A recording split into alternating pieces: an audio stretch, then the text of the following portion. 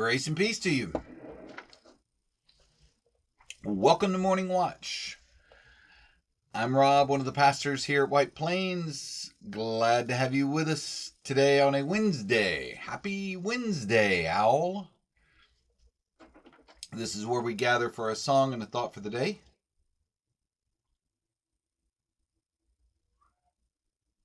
I'm glad you're with us whenever you're watching. Yes, good morning. Good morning, Ken. Good morning, Robin.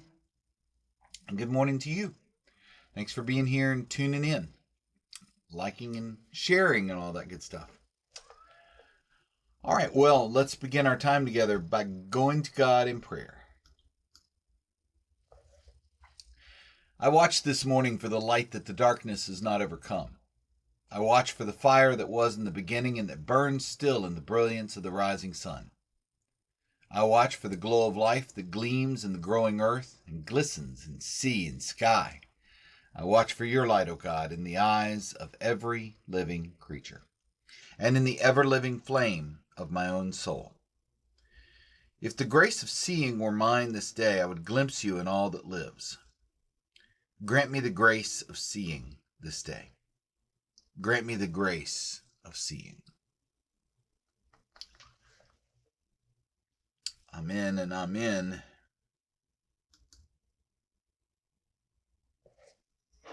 Morning, Floretta. Morning, Vernon. All right, here is one of the very first songs I ever did on Morning Watch, I think. This and Be Thou My Vision. I can never remember which one was first exactly, but... Morning, Terry.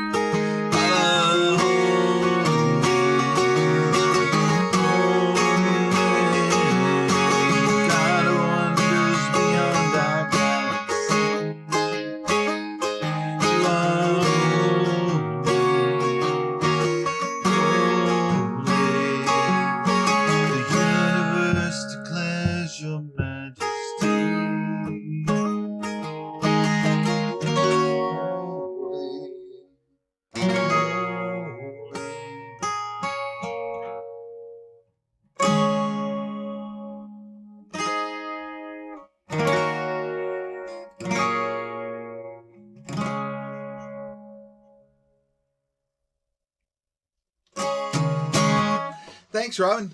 Appreciate that. Yeah, I love the sound of this one too. It's amazing. I probably haven't played it in a year or so, and pulled it out a couple weeks ago to do a song, and it's an old Taylor from the Lemon Grove factory. So one I've had for a long, long time. If I remember rightly, a guy many years ago when I used to work for the music company, a guy brought that guitar in looking to sell it. And the store passed on it because we weren't really in the music instrument buying business from individuals. And I got the guy's phone number. I was like, I'll give you a call about that. And I've had it ever since. Morning, folks.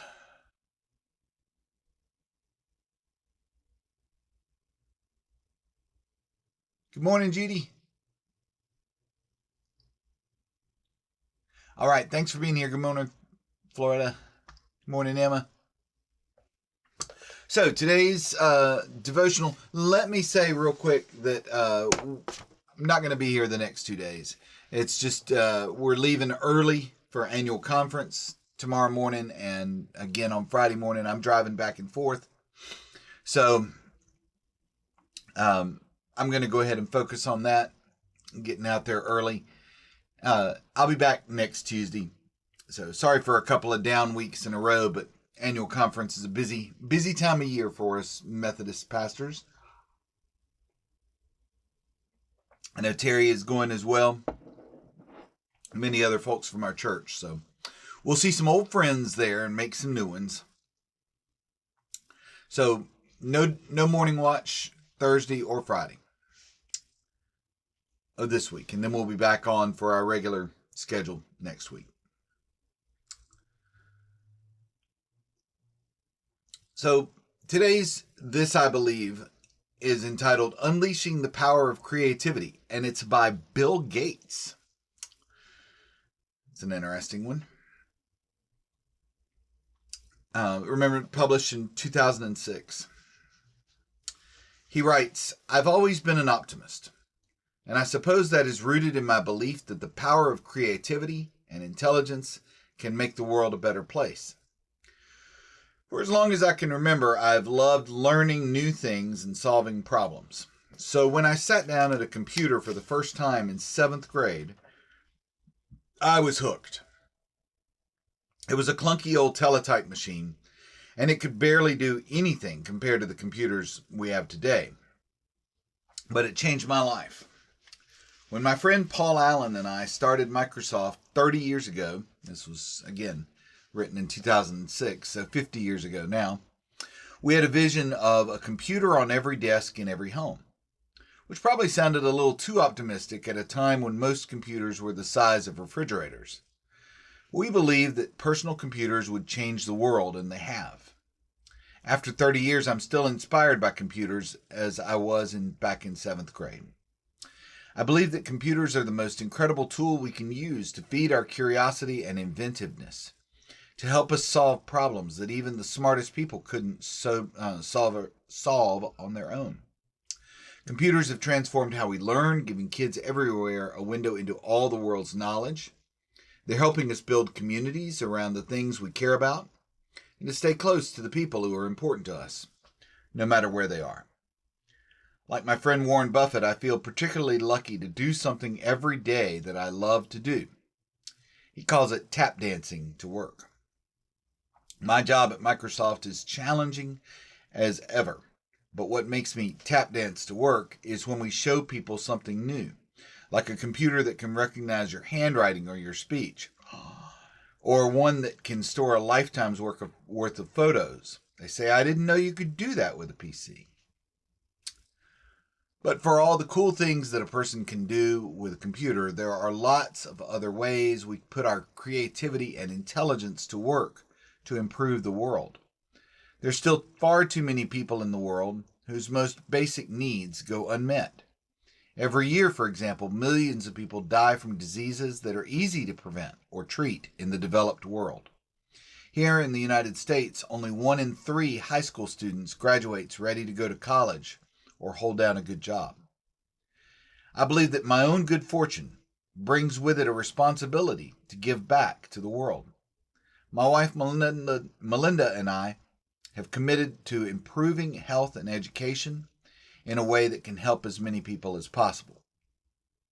As a father, I believe that the death of a child in Africa is no less poignant or tragic than the death of a child anywhere else, and that it doesn't take much to make an immense difference in these children's lives. I'm still very much an optimist. I believe that progress on even the world's toughest problems is possible, and it's happening every day. We're seeing new drugs for deadly diseases, new diagnostic tools, and new attention paid to the health problems in the developing world. I'm excited by the possibilities I see for medicine, for education, and of course for technology. And I believe that through our natural inventiveness, creativity, and willingness to solve tough problems, we're going to make some amazing achievements in all those areas in my lifetime. Of course, as of this writing, Bill Gates was chairman of Microsoft. He and his wife founded the Bill and Melinda Gates Foundation, which funds global health, education, and public library projects. Undoubtedly, they have done a lot. And I love with great power also comes great responsibility. Thanks, Kenna. Yeah, it's I always feel a little funny reading about the thoughts of the really ultra wealthy, because they live in a world that we can't even imagine. But all we can really do is that they trust that they invest and give back what they've been given, because if they do, it can undoubtedly make a difference.